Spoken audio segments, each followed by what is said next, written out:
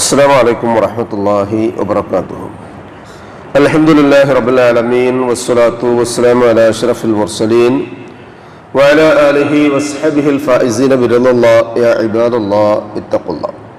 وعن فضالة بن عبيد رضي الله عنه أن النبي صلى الله عليه وسلم سمع رجلا يصلي فمجد الله وحمده وصلى على النبي صلى الله عليه وسلم فقال رسول الله صلى الله عليه وسلم ادعو تجب وصل تعت.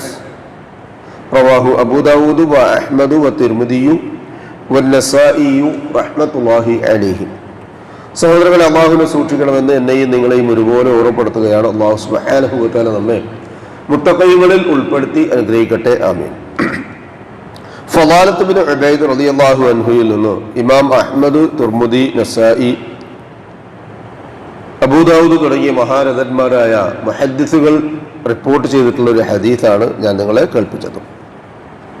റസൂലുള്ളാഹി സ്വല്ലല്ലാഹു അലൈഹി വസല്ലമയുടെ മജ്ലിസിൽ കടന്നു വന്ന ഒരാൾ നിസ്കരിക്കുകയാണ്.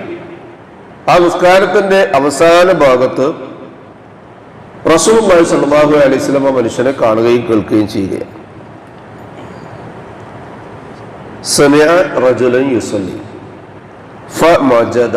ആ നിസ്കാരത്തിന്റെ അവസാന ഘട്ടത്തിൽ തശഹുദിൽ എന്നാണ് നമ്മൾ സാധാരണ മലയാളികൾ പറയുന്ന ഒരു ഭാഷയാണ് അത്തഹിയാത്തിൽ ഇരിക്കുക. ആ തശഹുദ്, അതിനാണ് തശഹുദ് എന്ന് പറയാം. ആ തശഹുദിൽ ഇരുന്ന സമയത്ത് ആ മനുഷ്യൻ ഫമജദല്ലാഹ, അള്ളാഹുവിനെ പരിശുദ്ധപ്പെടുത്തി എന്ന് പറഞ്ഞാൽ തഹിയാത്തു അൽ മുബാറക്കാത്തു എന്ന് തുടങ്ങുന്ന ആ ഒരു ഭാഗം പറഞ്ഞു. വഹമിദഹു, എന്നിട്ട് അള്ളാഹുവിനെ സ്തുതിക്കുകയും ചെയ്തു. വസ്വല്ലാ അല നബിയ്യി സ്വല്ലല്ലാഹു അലൈഹി വസല്ലം, എന്നിട്ട് ഇബ്രാഹിമിയ സ്വലാത്ത് നിസ്കാരത്തിൽ നമ്മളൊക്കെ ചൊല്ലുകയും ചെയ്തപ്പോൾ റസൂലുള്ളാഹി സ്വല്ലല്ലാഹു അലൈഹി വസല്ലം അയാൾ കേൾക്കുന്ന ഉച്ചത്തിൽ അയാളോട് പറഞ്ഞതുപോലെ പറഞ്ഞു. ഫഖാൽ, അപ്പോൾ റസൂലുള്ളാഹി സ്വല്ലല്ലാഹു അലൈഹി വസല്ലം പറഞ്ഞു, ഇദ്ഉ, നീ ദുആ ചെയ്യ്, തുജബ്, നിനക്ക് ഉത്തരം ലഭിക്കും. വസ്ൽ, നീ ചോദിക്ക്, തുഅത്ത്, നിനക്ക് നൽകപ്പെടും. അപ്പൊ അത് മനസ്സിലാക്കാൻ കഴിയുന്നത് നമസ്കാരത്തിന്റെ ഏറ്റവും അവസാന ഭാഗത്തുണ്ടാകുന്ന ആ ഭാഗത്ത്, അതായത് തഹിയാത്തും സ്വലാത്തും മറ്റുതര ദുആകളും ഒക്കെ ചൊല്ലുന്ന ഒരു സാധാരണക്കാരനായ മനുഷ്യൻ മനസ്സിലാക്കേണ്ടത് ആ തഹിയാത്തിനും സ്വലാത്തിനും ശേഷമുള്ള ദുആ ഉണ്ടല്ലോ, അതൊരു കേവലം ഒരു ദുആ അല്ല, വളരെ ഗൗരവമുള്ള ദുആയാണ്, വലിയ പ്രാധാന്യമുള്ള ദുആ. മറ്റു ഹദീസിൽ കാണാൻ പറ്റും റസൂലുള്ളാഹി സ്വല്ലല്ലാഹു അലൈഹി വസല്ലം പറയുന്നത്, ആ തശഹുദിന്റെ ആദ്യ ഭാഗവും ശേഷം റസൂലുള്ളാഹി സ്വല്ലല്ലാഹു അലൈഹി വസല്ലമയുടെ പേരിലുള്ള ഇബ്രാഹിമിയ സ്വലാത്തും ചൊല്ലിക്കഴിഞ്ഞാൽ നീ എന്താണോ ഇഷ്ടപ്പെടുന്നത്, ആവശ്യപ്പെടുന്നത്, അത് നീ ദുആ ചെയ്തു കൊള്ളുക. നിനക്ക് ആവശ്യമുള്ളത് എന്താ, അത് നീ ദുആ ചെയ്തു കൊള്ളുക.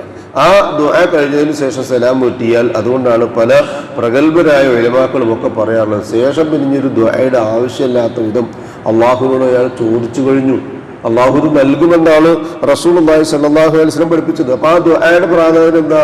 ആ പ്രാധാന്യം അത് തന്നെയാണ്, ചോദിച്ചാൽ അത് ലഭിക്കും. മനസ്സിരുത്തി അല്ലാഹുമ്മ യഗ്ഫിർ ലി മാ ഖദ്ദംതു, അല്ലാഹുമ്മ ഇന്നി ളലംതു നഫ്സി, അല്ലാഹുമ്മ ഇന്നി അഊദു ബിക മിൻ അദാബി ജഹന്നം എന്ന് തുടങ്ങുന്ന ദുആകളിലെ 3 അതൊന്ന് മനസ്സിരുത്തി ചൊല്ലിയാൽ അതിൽ പറയുന്ന ആവശ്യങ്ങളും അതിൽ അള്ളാഹുവിനോട് തേടുന്ന ദുആയും ഒക്കെ അല്ലാഹു സുബ്ഹാനഹു വ തആല ഇജാബത്ത് നൽകുക തന്നെ ചെയ്യും. അപ്പൊ അത്തഹിയാത്തിലിരിക്കുന്ന ആ ഒരു ഇരുത്തം കേവലം ഒരു ഇരുന്ന് വേഗം പറയാനുള്ളതൊക്കെ പറഞ്ഞ് വേഗം സലാം വീട്ടി നീട്ടി പോവുക എന്നുള്ളതിൽ, മറിച്ച് തൻ്റെ റബ്ബിന്റെ മുമ്പിൽ ഈ മുനാജാത്തിന്റെ ഈ സന്ദർഭത്തിലെ, ഈ അവസരത്തിലെ, ഈ സമയത്തിലെ ഏറ്റവും അവസാന സന്ദർഭമാണ് എന്ന് മനസ്സിലാക്കിക്കൊണ്ട് അള്ളാഹുവിനോട് പറയാനുള്ളത് പറഞ്ഞ് ബോധ്യപ്പെടുത്തി കിട്ടാനുള്ളത് കിട്ടിയിട്ട് വേണം അവിടുന്ന് എഴുന്നേറ്റ് പോകാൻ എന്നാണ് ഈ ഹദീസിൽ നിന്ന് മനസ്സിലാക്കാൻ കഴിയുന്നത്. അള്ളാഹു സുബ്ഹാനഹു വ തആല നാം നിർവഹിക്കുന്ന ദിക്റുകളും ദുആകളും ഒക്കെ അതിന്റെ ആശയങ്ങളും ഗാംഭീര്യവും മനസ്സിലാക്കിക്കൊണ്ട് നിർവഹിക്കുവാനും അതുകൊണ്ട് നാം ഉദ്ദേശിക്കുന്ന എന്തെല്ലാം കാര്യങ്ങളുണ്ടോ